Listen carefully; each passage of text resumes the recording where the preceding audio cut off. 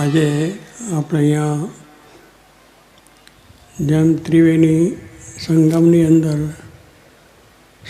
પ્રયાગમાં જઈને લોકો સ્નાનની મહિમા ખૂબ સમજે છે.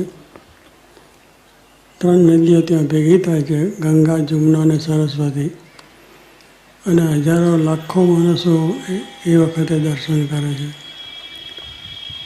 એમ આજે અહીંયા આ ઉત્સવ આપણે ત્યાં ગોંડલમાં છે, એમાં ત્રિવેણી સંગમ થયો.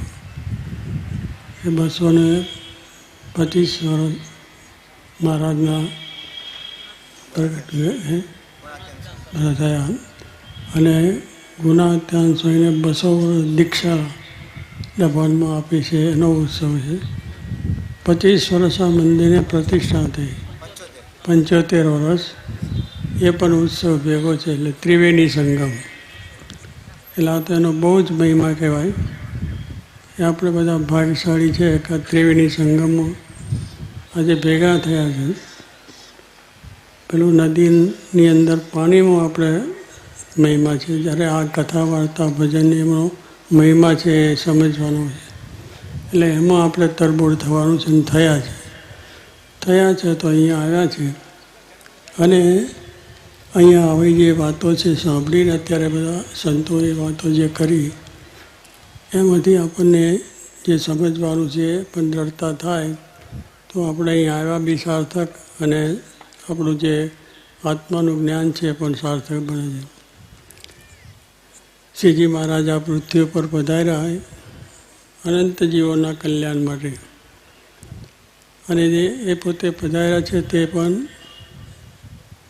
પોતાનું ધામ જે અક્ષર ગુણાતીતાન સ્વામી એ પણ સાથે લાવ્યા છે.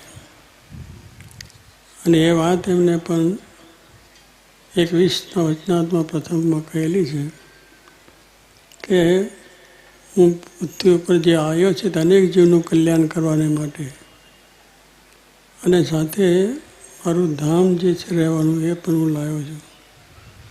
અનંત કોટી મુક્તો છે એને પણ લાવ્યો છું, અને સમગ્ર ઐશ્વર્ય લઈને પધાર્યો છે.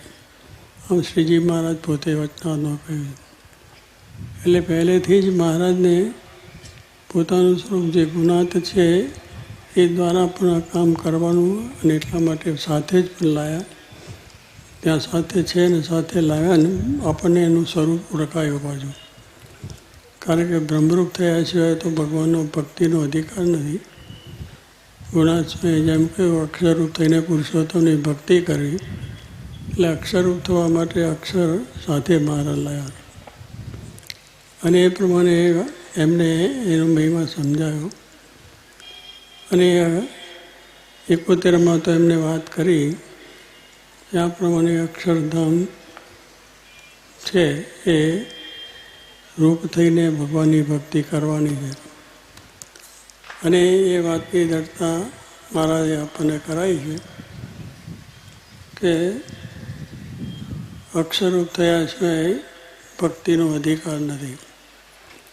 એમ મહારાજે પણ આપણને આ વાત સમજાય કે આવા જે સંત છે એમના પણ મહારાજ એવા જ ઉત્સવ સમયા અને બધું થાય તો આપણી 100 જન્મની કસર ટળીને શીખ્યા હોય એવો આ મહિમા છે. એ મહિમા વાત આપણને સમજાવે છે.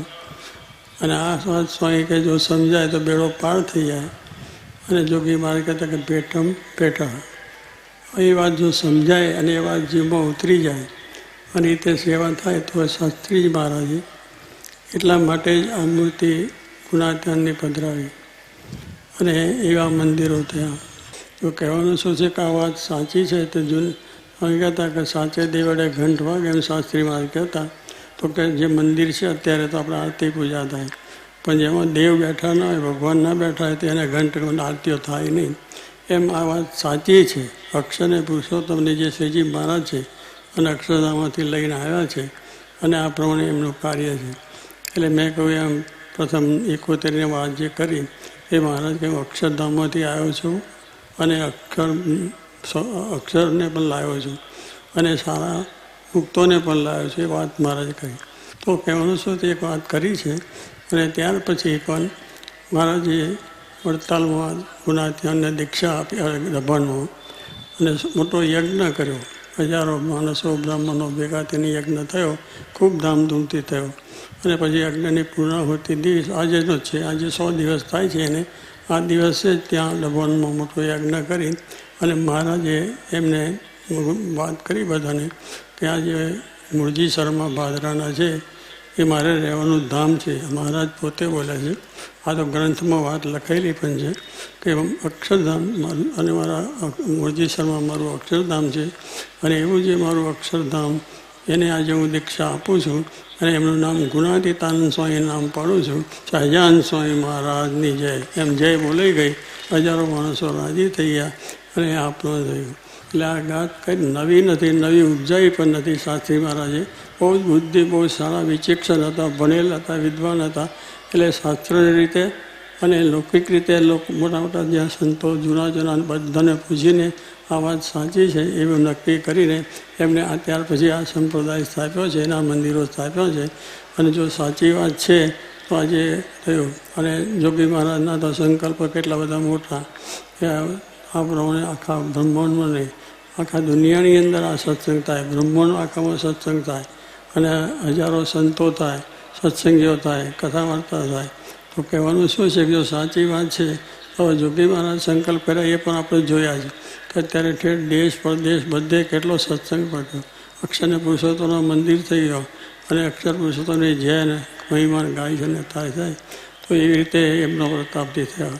700 સાધુ કહે એ પણ જોગી માની વાત જાણી. અને આપણે જે કાંઈ બધા બેઠા છે અત્યારે આ સંતો બધા એ એમના આશીર્વાદ છે. અને આશીર્વાદથી આજે કામ કરી રહ્યા છે. અને આ જ્ઞાન પણ એ આપણને અત્યારે આપે છે. તો કહેવાનું શું છે કે સત્સંગીઓ કેટલા બધા છે. તો આપણે કંઈ મોટા પુરુષના જે સંકલ્પ સાચી વાત છે એ આપણને મળી છે. આપણે અહોભાગ્ય છે, આપણે બહુ ભાગ્યશાળી છે કે આપણને આ વાત સમજાઈ. જો વાત ના સમજાય તો ગોથા ખાવા પડે અને ક્યાં ને ક્યાં ફરતા જાય. પણ આ વાત સાચીને જોગી મહારાજ જેવા પુરુષના દર્શન થયા છે, સાચી મારાના દર્શન થયા છે, એમના સંકલ્પો છે એને પણ સાંભળ્યા કર્યા છે. તો આ વાતને અતિને અતિ દ્રઢ કરતા રહીએ તો જેથી કરીને આપણું ફેરો પછી તો શું થાય કે ના સમજાય તો ફેરો ફાવ્યો થયો ભજે જીત ગઈ જડમાં. એટલે એ પ્રમાણે છે. અને વ્યાલેજી મહારાજે પણ દીક્ષા આપનો પોતે કહ્યું કે ગુણાજ સ્વામી મને દીક્ષા આપી છે. એમને પોતે પોતાના કીર્તનો લખ્યું કે આપણે કે જે મૂળ અક્ષર મૂર્તિ ગુણાતીતાનંદ સ્વામી તેને આપ્યા મને વર્તમાન, પોતે પાડીને બીજાને પડાયું લઈ ધ્યાનું જ્ઞાન. આ આચાર્યો મહારાજા લખે છે, એમના ત્યાં લખે છે, એમના પુસ્તકમાં છપેલી વાતો છે. એટલે શાસ્ત્રીમાં કે નવું કોઈ ઉપાર્જન આદિ છે, નક્કી છે, સાધવું છે, એ જ કામ કર્યું છે. તો આપણે એ ભાગ્યશાળી છે. હવે નથી અમને એમ નથી થવાનું આપણું શું થશે, આપણે શું થશે એમ કશું નહીં. અક્ષરધામમાં જ જવાના છે. અક્ષરધામમાં બેસીએ અને આવું તીર્થ છે એના દર્શન કરીએ એના પાપ ટળી જશે અને બધાને સારી રીતે સુખ શાંતિ થાય અને અક્ષરધામના અધિકારી બનીએ એ જ પ્રાર્થના.